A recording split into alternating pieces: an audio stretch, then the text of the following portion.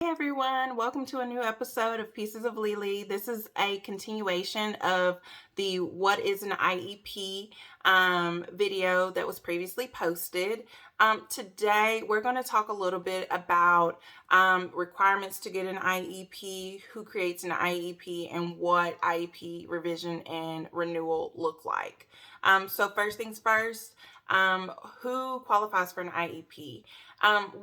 According to the IDEA Act, or Individuals with Disabilities Education Act, a child has to fit into one of 13 disabilities, and these could include ADHD, autism, etc. So they've got to meet at least one of those. They can't have multiple. I actually know a couple of people whose children, they're on the autism spectrum, they have ADHD and a few other things. So they can have multiple, but you have to have at least one of the 13 disabilities that are identified by the IDEA Act. And then also, too, the disability must affect the child's ability to learn and function in a general education setting. So it has to be significant enough where modifications or accommodations need to be made in order for them to be successful and be on the same level or same platform as any other child in the classroom setting. So those are the requirements. So who's involved in creating an IEP? Who makes the IEP? Well, it's a team. It's a ton of people. And for our particular IEP team, it's about 11 people, including myself and my daughter's father. So it's a lot of people who are heavily involved in my daughter's progression through school. So the first people that have to obviously be present are parents or caregivers. Secondly, there has to be at least one of the child's general education teachers. So if they're in middle school, at least one of the many teachers, or high school, one of the many teachers. In our particular case, my daughter's in the first grade. She only has one teacher. So that teacher has to be present for every IEP meeting. The next person has to be at least one individual from the special education department, so a special ed teacher. Now, for our particular instance, my daughter's in general education. She's not in SPED, but a special education instructor has to be present to give their thoughts and feedback on, the child's needs. Next is a school psychologist. They have to be present because they're the ones that can interpret evaluation results, which prior to getting an IEP in place, they run multiple tests, speech language pathologist, occupational therapist, sometimes physical therapist, the psychologist, tons of people do their own evaluation and assessment. And so the school psychologist kind of helps with reading that. And then also, too, a district representative has to be present. In our case, it's my daughter's principal. She's always present in our IEP meetings. Now, the important thing to note is that the entire IEP team has to be present for every single meeting. There have been instances where a person or two couldn't show up and we had to meet again. But every single key person has to be present.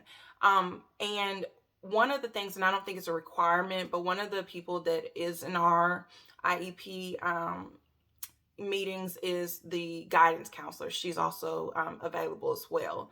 And my daughter does get ABA therapy outside of school, and usually her BCBA, which is a board certified behavior analyst, board certified behavior analyst, they're usually present for the IEP meetings if they can fit it into their schedule as well, because they can bring a lot of insight into what my child's needs are, and they can bring a different clinical knowledge as well. So that's great to have, and they're great for coming.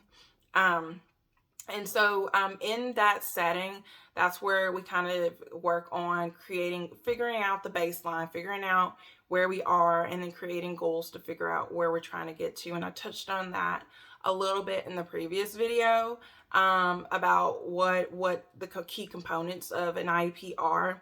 We definitely got to, it's a lot of goal setting. And then every year you have the option to come back and look at those goals, see if they're still appropriate, and revise or, possibly renew if you need to.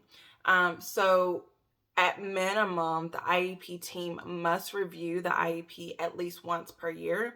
And then the child has to be reevaluated every 3 years to determine whether or not IEP services are even still needed. Because it may be that, especially as they grow and develop and mature, it may be that your child doesn't need an IEP anymore. I will say between kindergarten and first grade, most of the goals that are on my daughter's IEP are no longer applicable. So a year for us will be in January. So in January, I'll definitely ask that we meet again and see if we can create new goals. And even her first grade teacher, they do like 9-week progress reports, and we have like parent teacher conferences. And our last parent teacher conference, her teacher was like, none of these things apply. But I can come up with new goals, and I think there's new things we could target and work on. So she's looking forward to being able to meet with the entire team, because she hasn't been a part of that yet, because it hasn't been a year. And obviously we had a different teacher earlier this year. So, but I think that it's great because, but collectively between the ABA therapy we get at home, between the outstanding teacher that she has currently, and between all of these different other things, like she is progressing and she is doing well. Something that I do want to mention and note, that we were able to get in our IEP is that usually someone from the special education department, they do come and meet with my daughter for 15 minutes a day.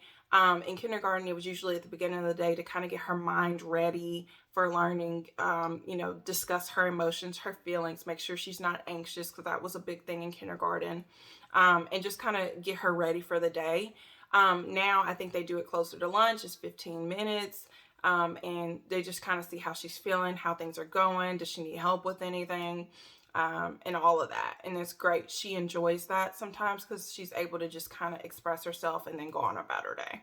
And so that's something that we were able to get in the IEP that actually the school suggested. And it's been beneficial for her for sure.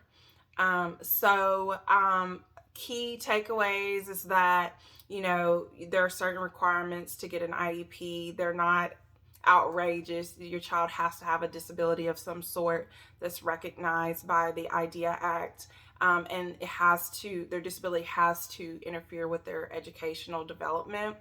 An IEP team consists of pretty much anybody that's ever going to have any real contact with her in school, principal, guidance counselors, teachers, school psychologists, sometimes speech and occupational therapists, even physical therapists. Physical therapy doesn't apply to us, but, sometimes physical therapists are involved in the IEP process. And then also, the final topic was revision and renewal. You can revise every year, and then, you can determine whether or not the IEP needs to be renewed every 3 years. So those are key deadlines or key benchmarks or points that you need to, probably keep in mind once you do get the IEP established. I'm not for certain that everyone is going to remember and remind you, that, hey, it's been a year or whatever. Obviously, if you're a parent of a child on the spectrum like myself, you're not a stranger to advocating for your child, and especially with the IEP process. In my instance, I had to do a lot of advocating. Quite honestly, it took a whole semester to get the IEP set up. And if we're being completely honest, I was asking for an IEP like the May before kindergarten started, and we didn't get it in place until January. So, but once we got it, it's been fantastic. It's been very beneficial for her, and she's performing very, very well. So that concludes today. today's video. Let me know if there are any topics that you want to discuss, that you have a question about, and I will try my best to make a video in regards to that. Don't forget to like, share, and subscribe. Please, please, please. And I will see you guys next time. Bye.